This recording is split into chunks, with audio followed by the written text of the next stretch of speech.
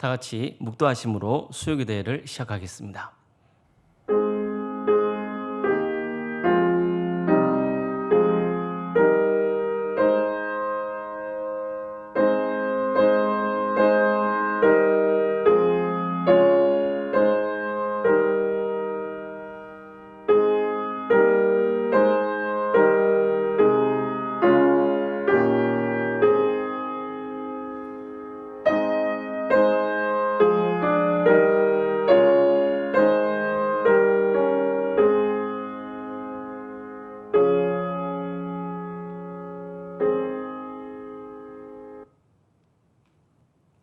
찬송가 38장 찬양하시겠습니다.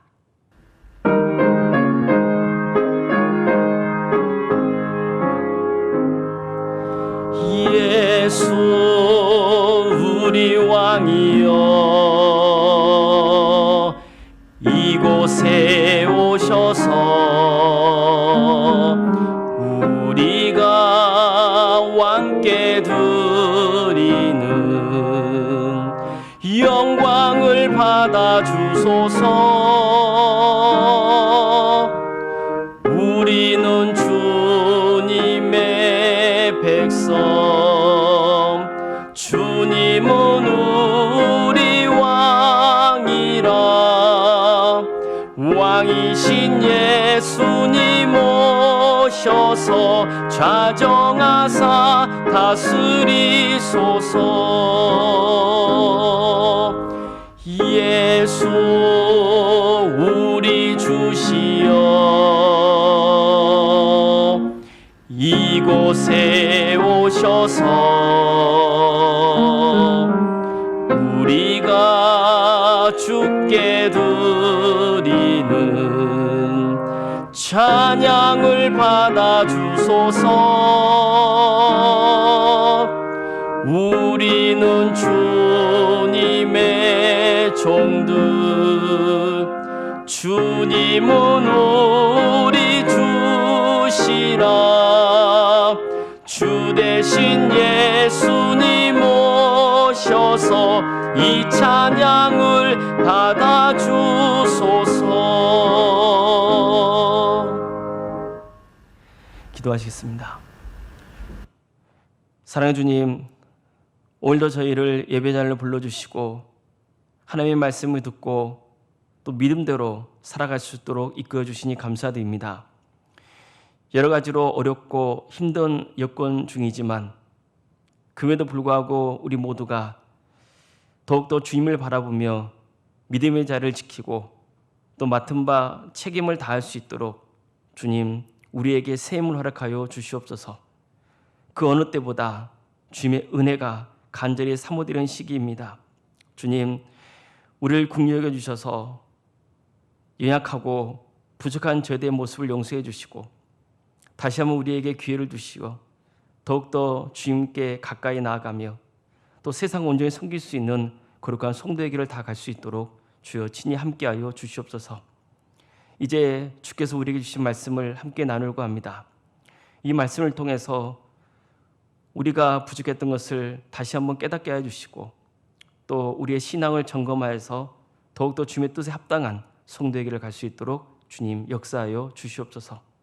모든 것을 주님께 의지하오며 예수님의 이름으로 기도드립니다. 아멘.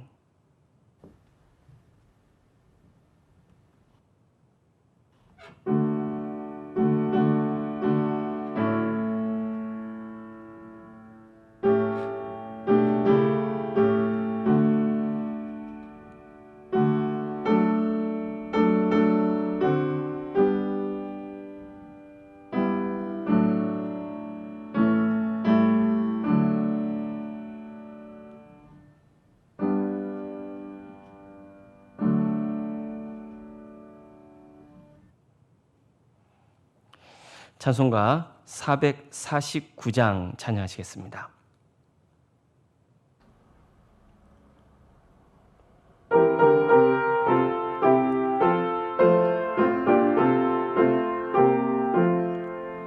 예수 따라가며 복음 순종하며 우리 행할 길 환하겠네. 주를 의지하며 순종하는 자를 주가 늘 함께 하시리라.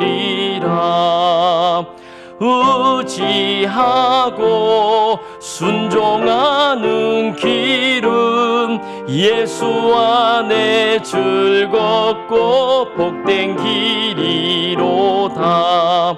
해를 당하거나 우리 고생할 때 주가 위로해 주시겠네.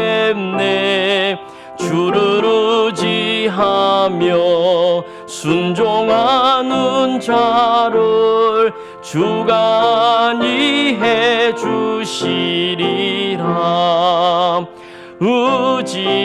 의지하고 순종하는 길은 예수 안에 즐겁고 복된 길이로다. 남의 짐을 지고 슬픔 위로하면 주가 상급을 주시겠네. 주를 의지하며 순종하는 자를 항상 복 내려 주시리라. 의지하고 순종하는 길은 예수 안에 즐겁고 복된 길이로다. 우리 받은 것을 주께 다 드리면 우리 기쁨이 넘치겠네. 주를 의지하며 순종하는 자를 은혜 풍성케 하시리라. 의지하고 순종하는 길은 예수 안에 즐겁고 복된 길이로다. 주를 힘입어서 말씀 잘 배우고 주를 모시고 살아가네. 주를 의지하며 항상 순종하면 주가 사랑해 주시리라. 의지하고 순종하는 길은 예수 안에 즐겁고 복된 길이로다. 하늘 말씀 함께 보겠습니다. 신약성경 마가복음 12장 38절에서 13장 2절 말씀입니다.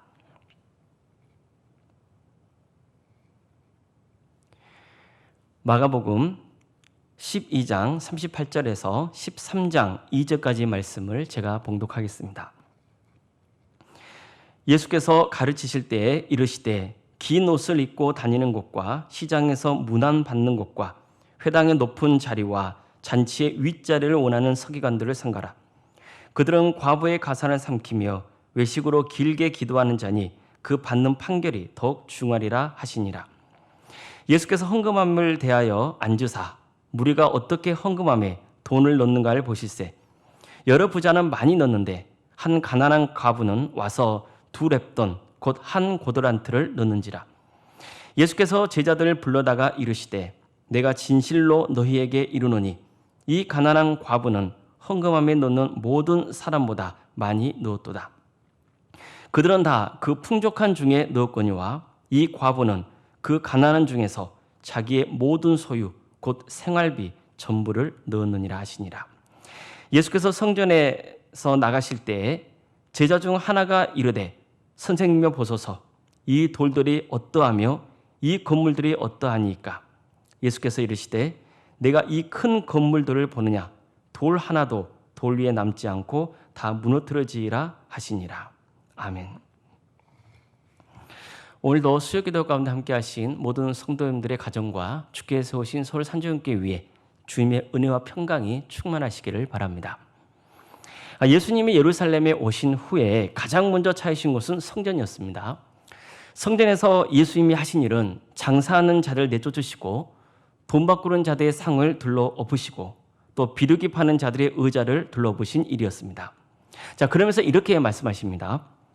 기록된 바 내 집은 만민이 기도하는 집이라 칭함을 받으리라 하지 아니하였느냐? 너희는 강도의 소굴을 만들었도다.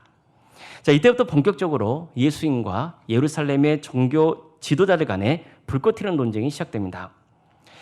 종교 지도자들은 하나같이 예수님 앞에서 쩔쩔매야했습니다. 그들의 지식과 지혜로는 도저히 당해낼 수 없는 권위 있는 예수님의 말씀 때문이었습니다. 자, 이런 일이 있은 다음에 예수님은 성전을 나가십니다. 이때 제자 중 한 명이 성전을 바라보며 이렇게 묻습니다. 이 돌들이 어떠하며 이 건물들이 어떠하니까? 예수님, 저 거대한 돌들 좀 보세요. 이 얼마나 훌륭한 건물입니까? 이런 뜻이죠. 성전의 외적인 모습에, 즉 웅장함에 압도된 것입니다. 하지만 예수님은 내가 이 큰 건물들을 보느냐? 돌 하나도 돌 위에 남지 않고 다 무너뜨려지리라 이렇게 말씀하십니다. 그러니까 성전의 파괴를 예언하신 겁니다. 자, 사실 예수님은 성전을 방문하셨을 때에도 성전의 파괴를 예언하신 적이 있었습니다. 무화과 나무 조수 사건을 기억하시나요? 예수님이 시장하시던 차에 한 무화과 나무를 보시고 가까이 가셨지만 잎만 무성할 뿐 열매가 열려있지 않았죠. 자, 그러자 예수님은 무화과 나무에게 이제부터 영원토록 사람이 내게서 열매를 따먹지 못하리라 이렇게 말씀하셨습니다. 자, 실제로 다음날 되자 무화과 나무는 뿌리채 말라 있었습니다. 이 사건은 예수님이 성전을 정화하시는 장면과 함께 등장합니다. 그러니까 다시 말해서 예수님은 무화과 나무 조수 사건을 통해서 예루살렘 성전이 파괴될 것을 예언하신 겁니다. 예수님이 돈 바꾸는 자들의 상과 비둘기 파는 자들의 또 상을 엎으신 것도 성전의 파괴와 성전 중심의 제사 예배의 종언을 예언하신 모습이었습니다. 자, 이처럼 예수님은 성전을 방문하셨을 때에도 성전 파괴를 예언하셨고 또 종교 지도자들과 논쟁을 마치시고 성전 밖으로 나가신 직후에도 성전의 파괴를 예언하셨습니다. 성전의 파괴는 단지 건물만 무너지는 것을 의미한 게 아니었습니다. 유대교 신앙의 종언을 예언한 것이었습니다. 자, 그렇다면 이스라엘의 신앙이 이 지경이 된 원인이 뭐였을까요? 예수님이 성전을 정화하시면서 하신 말씀을 한번 다시 떠올려 보십시오. 성전은 만민이 기도하는 집이어야 되죠. 자, 그런데 너희가 강도의 소굴로 만들었다. 이렇게 강하게 비판하셨습니다. 자, 그렇다면 여기서 예수님이 성전을 강도의 소굴로 만든 자들로 지목했던 사람들은 누구였을까요? 바로 종교 지도자들이었습니다. 자, 그럼 왜 종교 지도자들은 예수님께 성전 파괴의 주동자라는 비판을 들어야 했을까요? 어떻게 성전을 강도의 소굴로 만들어버린 걸까요? 그것은 예수님께서 마지막으로 성전에서 사람들을 가르치신 메시지에서 밝혀집니다. 마가복음 12장 38절 이하를 제가 봉독해 드리겠습니다. 긴 옷을 입고 다니는 것과 시장에서 문안받는 것과 회당의 높은 자리와 잔치의 윗자리를 원하는 서기관들을 삼가라. 그들은 과부의 가산을 삼키며 외식으로 길게 기도하는 자니 그 받는 판결이 더욱 중하니라. 예수님이 예로 드셨던 서기관들의 형태를 보세요. 먼저 그들은 예복을 입고 다니기를 좋아했죠.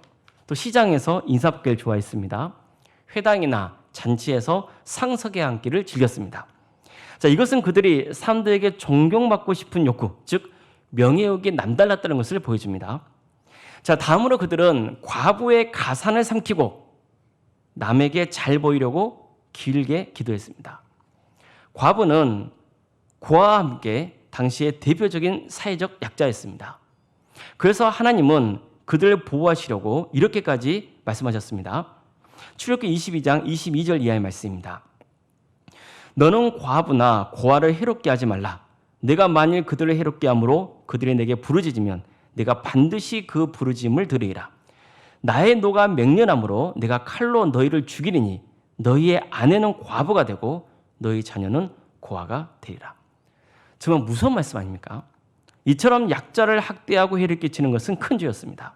자, 그럼 율법의 전문가였던 서기관들이 이 사실을 몰랐을까요? 이 말씀을 몰랐겠습니까? 절대 그럴 리가 없죠. 그런데도 그들은 속된 말로 연약한 과부들을 등쳐먹었습니다. 그러면서도 마치 자신들은 경건한 것처럼 보이려고 사람들 앞에서 길게 기도하기를 즐겼습니다. 참 탐욕스럽고 위선적이고 날강도 같은 짓을 했던 겁니다. 자, 그래서 예수님은 너희가 성전을 강도의 소굴로 만들었다 이렇게 책망하셨던 거죠. 자, 그런데 보십시오.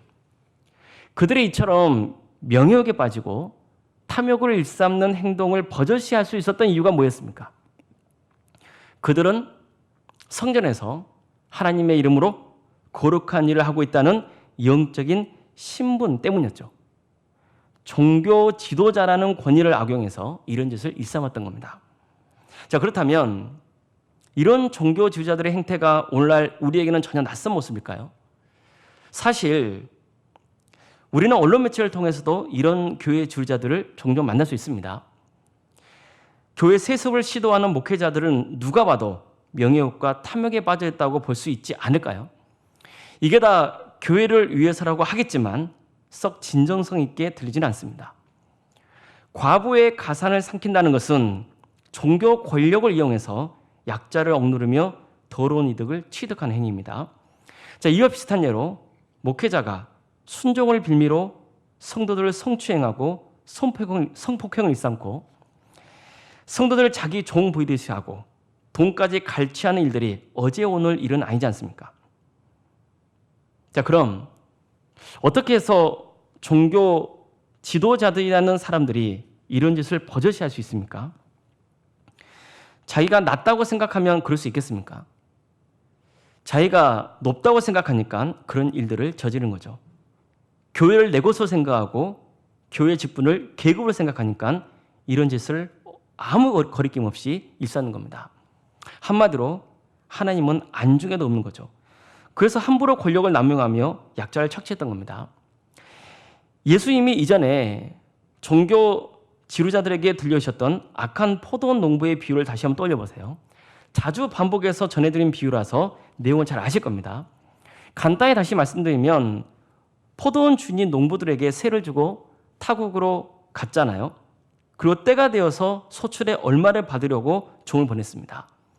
하지만 농부들은 주인이 보낸 종들을 때려서 보내기도 하고 능욕하기도 하고 더러운 주기까지 했습니다. 그러자 주인은 마지막으로 그래도 내 아들만은 존대하겠지 이런 마음에 사랑하는 아들을 보냈지만 악한 농부들은 상속자가 왔다 그러면서 저놈만 죽이면 우리가 포도원 주인이 될 수 있겠다 믿고 아들을 죽여서 포도원 밖으로 내던져버리죠. 그래서 분노한 주인이 와서 농부들을 멸시하고 다른 사람들에게 포도원을 넘겨줍니다.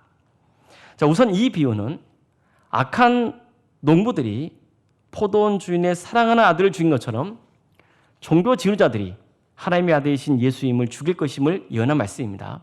또 여기에는 하나님이 누구신지도 알려주죠. 하나님은 포도원 주인이십니다. 즉 하나님은 포도원으로 상징되는 이스라엘의 주인이십니다. 자, 그런데 누가 주인처럼 행세했나요? 농부들로 상징되는 종교 지도자들이었습니다. 따라서 이 비유는 하나님이 주신 권위를 남용하고 있는 종교 지도자들의 악한 행태를 고발하고 있는 것입니다. 그들은 마치 자기가 성전의 주인인 것처럼 행세했습니다.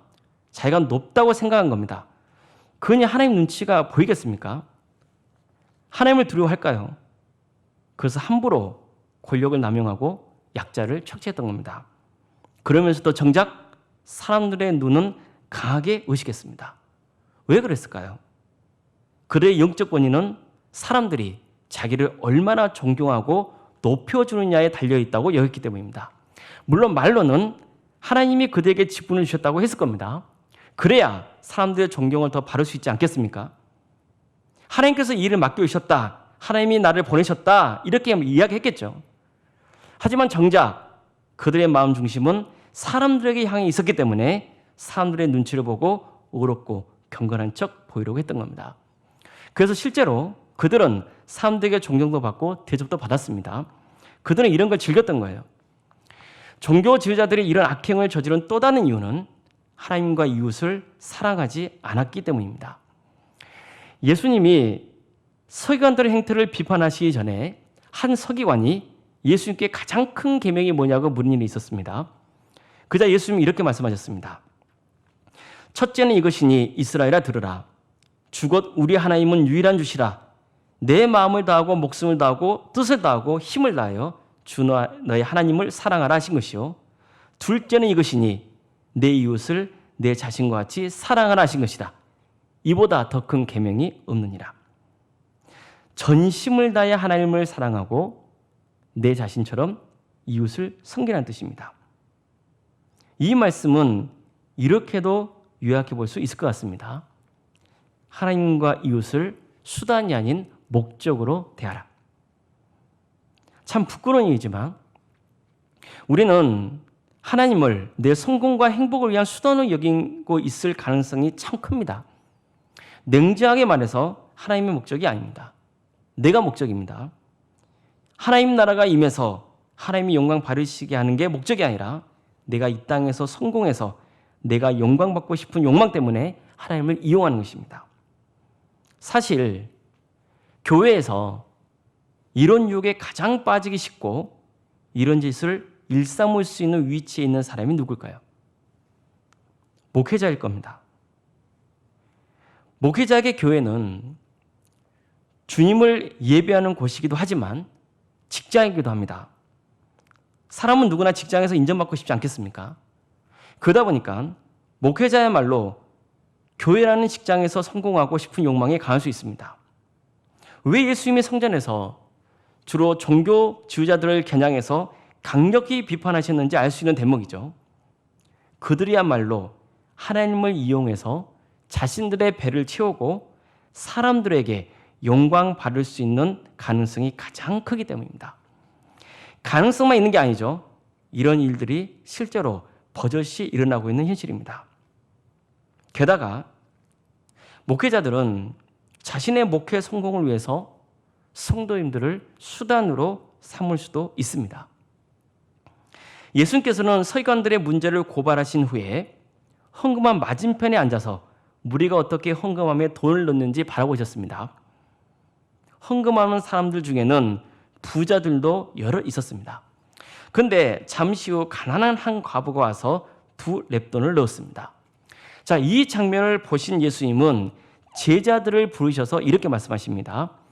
마가복음 12장 43절 이하의 말씀입니다. 내가 진실로 너에게 이르노니 이 가난한 과부는 헌금함에 넣는 모든 사람보다 더 많이 넣었도다. 그들은 다 그 풍족한 중에 넣었거니와 이 과부는 그 가난한 중에서 자기의 모든 소유 곧 생활비 전부를 넣었느니라.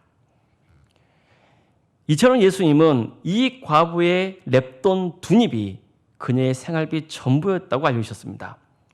렙돈 2닙은 당시에 한 끼 식사를 간신히 할 수 있을까 말까 한 돈이었습니다. 아주 작은 돈입니다. 그런데도 내일을 기약할 수 없는 이 여인은 자신의 전 재산을 헌금했습니다. 반면에 부자들은 이 여인보다는 훨씬 많은 헌금을 드렸을 겁니다.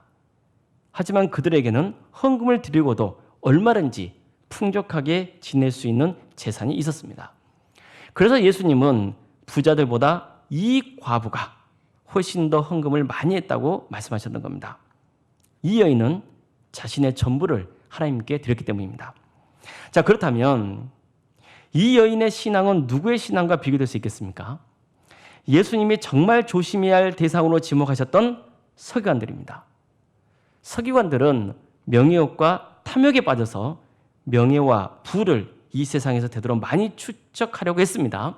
반면에 2렙돈을 헌금에 넣은 과부는 자신의 모든 것을 하나님께 드렸습니다. 자, 그렇다면 이 둘 중에 누가 하나님을 목적으로 삼은 겁니까? 가난한 과부였습니다. 그래서 예수님은 하나님을 목적으로 삼고 자신의 전부를 드렸던 과부의 신앙을 칭찬하셨던 겁니다. 이 본문은 헌금이나 헌신을 강조할 때 많이 인용되는 말씀입니다. 정말 우리는 과부의 믿음과 헌신을 배워야 됩니다. 하지만 이 본문은 이전만을 강조하고 있는 건 아닙니다. 예수님이 서기관들을 비판하실 때 이런 말씀하셨죠. 그들은 과부의 가산을 삼킨 자들이다. 그런데 공교롭게도 이 말씀 다음에 등장하는 장면이 가난한 과부가 자신의 전 재산을 바치고 있는 모습입니다. 이게 우연의 일치겠습니까? 그렇지 않습니다. 오늘 본문은 분명히 서기관과 과부의 신앙을 서로 비교하면서 과부의 신앙과 헌신을 본받아야 한다는 점을 강조하고 있습니다. 그러나 또 다른 차원에서 보면 가난한 과부가 전 재산을 헌금한 모습은 서기관들이 어떻게 과부의 가산을 집어 삼켰는지를 고발하고 있는 것이기도 한 겁니다. 하루 한 끼 먹고 살기도 벅찬 과부가 믿음으로 드린 이 목숨 같은 헌금으로 종교 지도자들은 마치 그게 자기 것인 양 사용하면서 탐욕을 일삼는 만행을 저질렀다는 겁니다. 본문에는 서기관들이 어떻게 과부의 가산을 삼켰는지 구체적인 예가 나오진 않습니다. 하지만 가난한 과부가 생활비 전부를 헌금으로 드린 이 장면은 우리에게 분명한 사실을 일깨워주고 있습니다. 그것은 순진한 성도들의 등골을 빼먹는 종교 지도자들의 민낯입니다. 제가 교육전도사 때 사역했던 한 교회에서 부흥회가 있었습니다. 강사로 오신 목사님 이력이 참 대단했습니다. 특히 놀랐던 것은 목사님이 개척한 교회 바로 근처에 작은 절이 있었는데 절에서 새벽 예불을 하는 시간보다 더 일찍 일어나서 새벽 기도회 때 목이 갈라지도록 통성 기도를 했다는 거예요. 그 목사님과 함께 교회를 섬겼던 초창기죠. 섬겼던 어떤 성도님이 멀리 이사를 하셨다가 목사님이 부흥회한다는 소식을 듣고 찾아왔어요. 그래서 저에게 그때 이 목사님과 있었던 일화를 들려주셨는데 참 대단했습니다. 결국 몇 년 있다가 그 절이 떠났다는 거예요. 저는 대단한 생각도 들고 그 다음부터는 목사님 말씀이 남다르게 들렸어요. 부흥회 다음 날 마지막 날이 되었는데 목사님이 출애굽기에 나오는 제사장 옷에 대해서 말씀을 전하면서 제사장 옷에 담긴 여러 의미를 들려주셨습니다. 여기까지는 좋았습니다. 근데 도중에 갑자기 이 부흥회가 끝나면 담임 목사님께 양복을 새로 해달라는 말씀을 하시는 거예요. 제가 깜짝 놀라서 성도님들을 봤지만 큰 동요는 없었습니다. 부흥회를 마치고 다음 주일에 정말 목사님이 새 양복을 입고 나타나신 걸 보고 저는 마음이 많이 무거웠습니다. 아무리 아직 잘 모르는 신학생이라도 그 본문이 목사님 양복 맞춰 드려야 하는 메시지는 아닌 게 분명하기 때문입니다. 어쨌든 강사 목사님의 말씀을 들은 어느 성도님이 진짜 목사님께 양복을 선물한 겁니다. 그 성도님은 정말 묵묵히 교회를 섬겼던 분이셨습니다. 저는 강사 목사님 말씀에 순종하는 마음으로 그렇게 하셨을 거라 생각은 합니다. 저는 강사 목사님이 이전에 정말 순수한 신앙으로 하나님께 부르짖고 교회를 위해서 헌신하신 것을 부정하고 싶은 마음 전혀 없습니다. 하지만 하나는 분명합니다. 그분은 적어도 부흥회하는 순간만큼은 성도들을 수단으로 대했습니다. 자신을 강사로 불러준 목사님께 나름 담대를 한 겁니다. 저는 누구를 비난하자고 이런 말씀 드린 거 아닙니다. 형식이 노골적일 수도 있고요. 은밀할 수도 있습니다. 그러나 교회 지도자가 성도들을 자기 목회의 수단으로 얼마든지 활용할 수 있다는 것만큼은 분명합니다. 새벽 기도회 때마다 누가 헌금 얼마 드렸는지 일일이 광고하는 교회도 봤습니다. 신앙교육 차원이라 할 수도 있겠죠. 그러나 이렇게 될 때 교회는 바른 신앙에서 멀어질 수밖에 없습니다. 가난한 과부가 자신의 생활비 전부를 헌금으로 드린 것은 분명 하나님께서 기쁘시게 바르셨습니다. 예수님도 그 여인의 믿음과 헌신을 칭찬하지 않으셨습니까? 우리는 정말 이 여인의 믿음과 헌신은 배워야 됩니다. 반면에 이 귀한 헌금으로 자기 유익을 구하고 부자는 존대하면서 가난한 자는 멸시하는 종교 지도자들의 행태에 대해서는 주님께서 분노를 금치 못하시는 겁니다. 예수님께서 성전을 나가실 때 제자 중 한 사람이 성전이 얼마나 멋지냐 이렇게 물었었잖아요. 그럼 그 성전이 어떻게 지어졌겠습니까? 분명한 것은 이 가난한 과부 같은 사람들이 드린 귀한 헌금이 성전 건축 같은 데도 쓰이지 않았겠습니까? 하나님을 믿고 순종하는 마음으로 헌신했던 사람들의 믿음과 헌신은 주님께서 기쁘게 받으실 겁니다. 그러나 교회당 외형으로 자기 권위를 높이고 갖은 탐욕을 일삼는 영적 지도자들에게, 자칭 영적 지도자들에게 엄한 심판이 기다리고 있다는 것을 명심해야 됩니다. 예수님께서도 그 성전의 외형을 보고 감탄했던 제자들에게 뭐라고 말씀하셨습니까? 여기에 돌 하나도 돌 위에 남지 않고 다 무너질 것이라고 경고하셨습니다. 교회의 외형이 목회자의 명예가 되고 탐욕의 수단으로 전락하는 순간 그 목회자는 하나님과 성도들을 수단으로 삼는 악한 자가 되고야 마는 겁니다. 우리는 예수님께서 한 과부가 생활비 전부를 헌금하신 것을 보고 특히 제자들만 따로 부르셔서 이 여인의 믿음과 헌신을 칭찬하신 장면도 주목해야 됩니다. 예수님이 성전에서 종교 지도자들과 논쟁하실 때 가장 강조하신 것 중 하나는 예수님이 누구신가 하는 거였습니다. 이게 중요했던 것은 성전에서 종교 지도자들이 당신이 무슨 권위로 이런 짓을 하고 있느냐라고 물었기 때문이에요. 예수님의 답은 뭡니까? 나는 하나님의 아들이라는 거죠.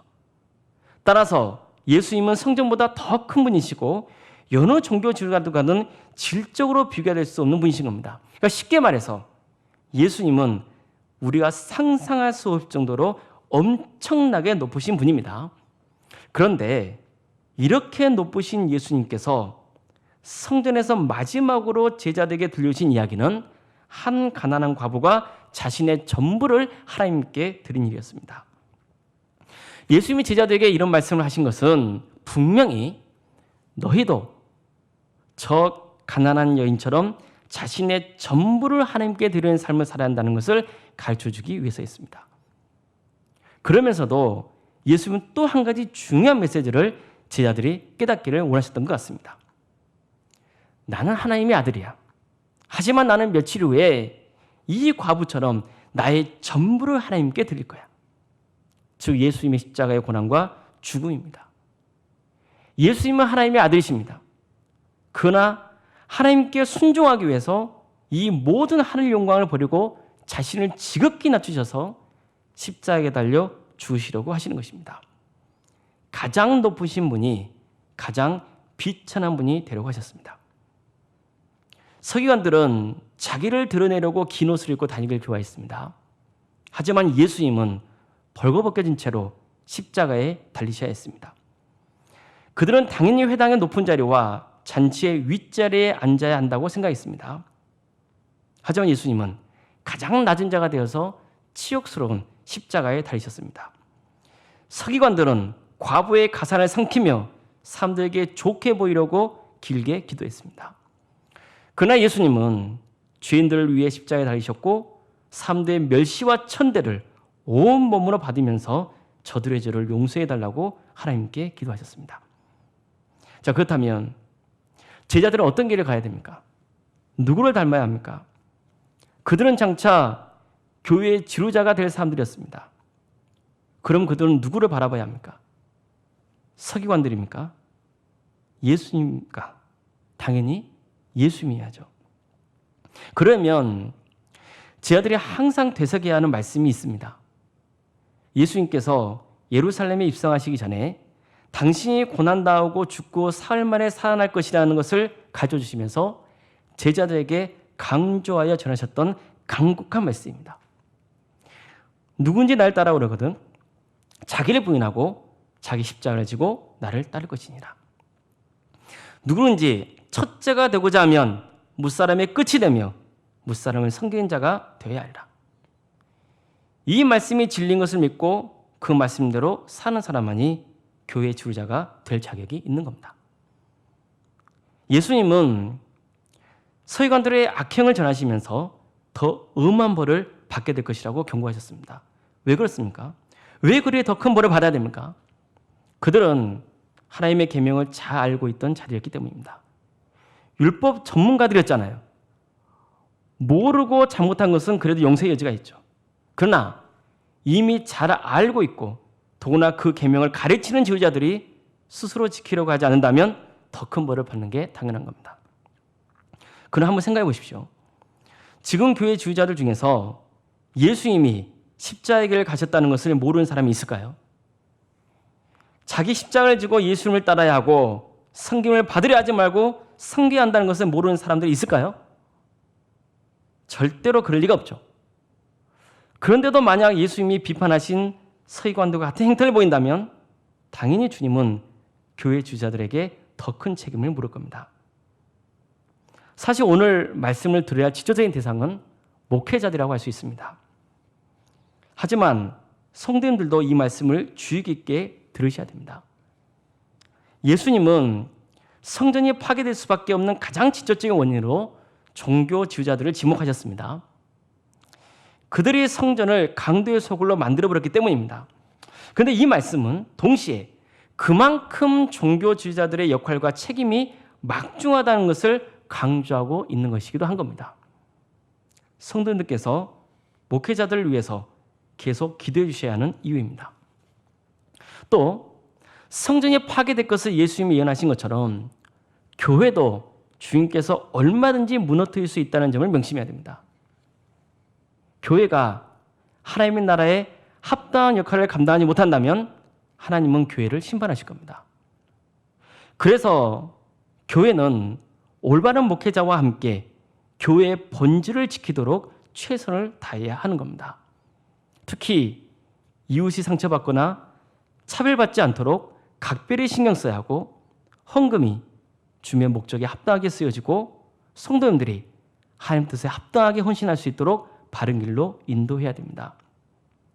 교회는 올바른 목회자상을 갖는 게 정말 중요합니다. 절대로 목회자의 외형적인 것에 현혹되지 않도록 조심해야 됩니다. 목회자를 섬기는 최선의 방법은 물질이 아니라 기도입니다.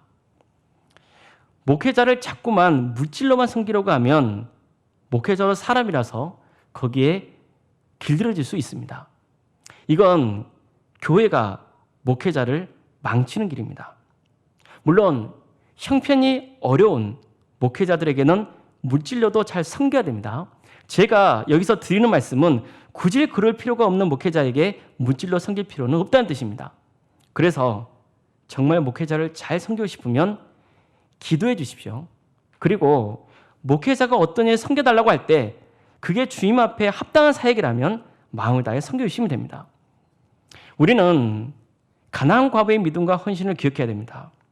성경은 과부의 사연을 전하고 있지는 않습니다. 그래도 딱 보면 인생이 크게 꼬여있을 가능성이 크지 않아요? 하지만 중요한 것은 그런 상황에서도 하나님을 전심으로 사랑하며 최선을 다해 섬기려는 마음만큼은 여느 부자들과 비교할 정도로 차고 넘쳤다는 겁니다. 여인은 성전에 헌금을 바쳤습니다. 자칫 그 헌금이 강도들의 재산이 될 수도 있을 겁니다. 하지만 마음 중심을 보시는 하나님께서는 반드시 이 여인처럼 순수한 믿음으로 살아가는 사람들을 높이실 것이고 그 믿음을 악용하여 자기 이득을 취하려는 강도 같은 사람들을 반드시 심판하실 것입니다. 교회 지도자들 뿐만 아니라 우리도 예수님이 십자가 고난을 당하셨다는 사실을 잘 알고 있습니다. 예수님이 이 땅에서 군림하라 하거나 부귀영화를 누리려고 오신 게 아니라는 것 정도는 알고 있죠. 예수님이 세상을 승결하셨다는 것을 모르는 분이 계십니까? 만약 아신다면 아는 만큼 하나님은 우리 모두의 행동에 대해 책임을 물으실 겁니다. 이건 목회자들에게만 해당되는 게 아닙니다. 그러니 절대 교만하지 말고 주어진 권위를 함부로 남용하지 마시기 바랍니다. 교만은 패망의 선봉이라고 하죠. 정말 우리가 뼛속 깊이 새겨야 할 말씀입니다. 사람에게는 누구나 인정 욕구라는 것이 있습니다. 그게 신앙생활에서도 힘을 발휘한 경우가 많습니다. 서기관들이 그랬습니다. 그래서 긴 옷을 입고 성전과 시장을 오시는 거였던 겁니다. 사실 이렇게 한 것은 나 좀 알아봐 달라는 거 아니겠습니까? 이게 인정 욕구입니다. 회당의 높은 자리와 잔치의 윗자리에 앉고 싶어하는 것도 인정 욕구입니다. 내가 이만큼 성공했고 잘났다는 것을 사람들이 알아주길 바라는 마음이 아니겠습니까? 우리는 그런 어리석은 인정 욕구에 함몰되면 안 됩니다.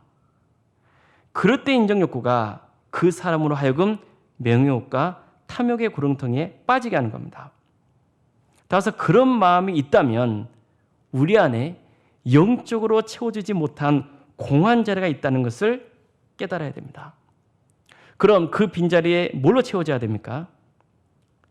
영원하신 주님으로 채워져야 됩니다. 주님의 사랑으로, 주님의 위로로 채워져야 됩니다. 영원하신 주님의 말씀으로, 주님의 권능으로 채워져야 됩니다. 그러면 우리 모두는 하나님의 자녀라는 강력한 자존감으로 교회와 세상을 바르게 섬길 수 있게 될 것입니다. 자, 이제 수요기도회 영상이 끝난 후에 각자 기도하실 제목을 말씀드리겠습니다. 먼저 교육자들을 위해서 기도해 주시기 바랍니다. 하나님 말씀을 바르게 전하고 또 바른 삶을 통해 하나님께 영광을 올려드리는 우리 교회 교육자들이 되게 해달라고 기도해 주시기 바랍니다.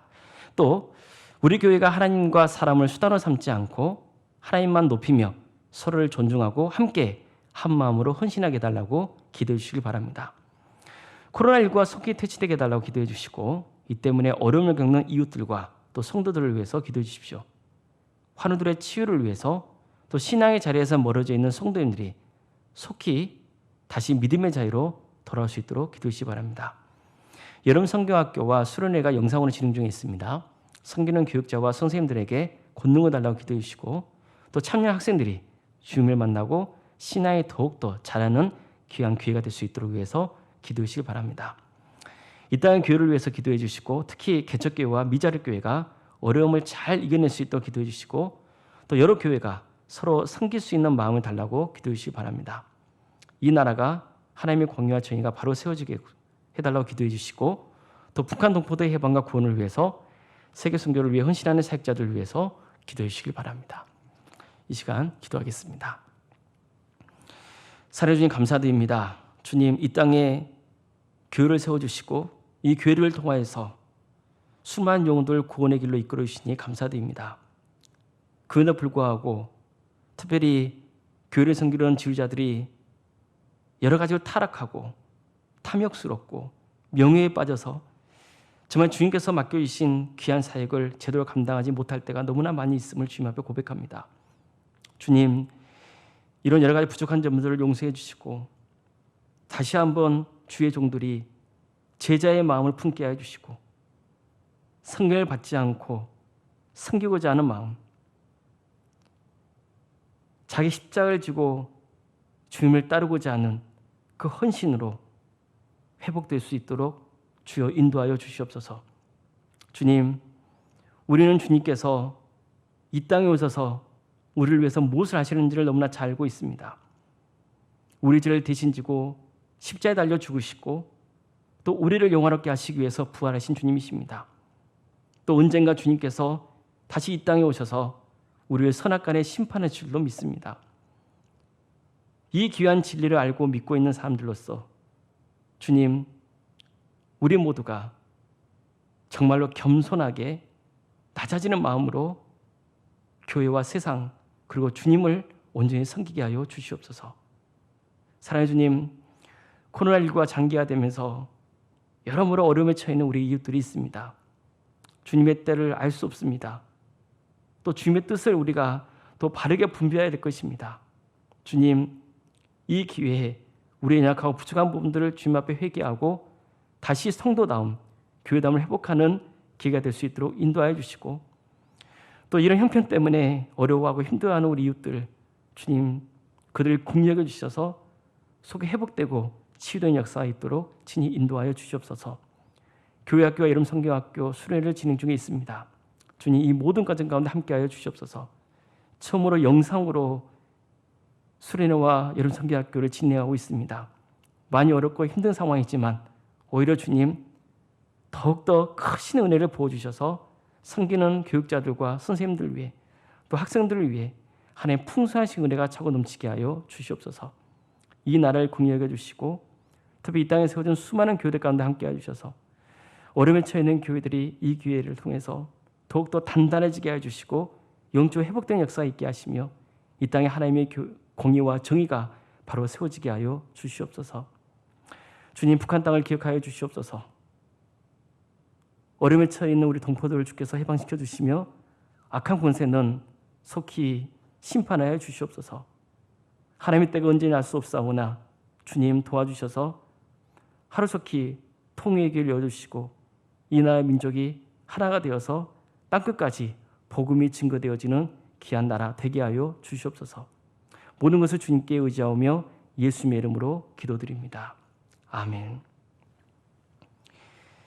이제는 우리 주 예수 그리스도의 은혜와 하나님의 사랑과 성령의 교통하심이 하나님 말을 바라보고 진정으로 마음을 다해 교회와 세상을 바르게 섬기기를 원하는 교육자들과 또 바른 믿음과 사랑으로 주님의 나라를 위해 헌신하기를 원하는 사랑하는 모든 성도들 머리 위에 주님께서 친히 세우신 가정과 서울 산정교회 위에 한국교회와 이 나라 민족 위에 지금부터 영원까지 함께 하시기를 간절히 축원하옵나이다. 아멘.